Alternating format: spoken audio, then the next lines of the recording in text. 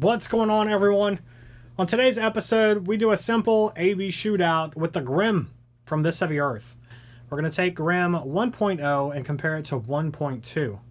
Now, it is my favorite pedal in Shay's lineup. Out of all the pedals over there, this is by far my personal favorite, with the exception of one, and I'll mention that at the end. But let's take a look. So we got the Grim 1.0 on the right.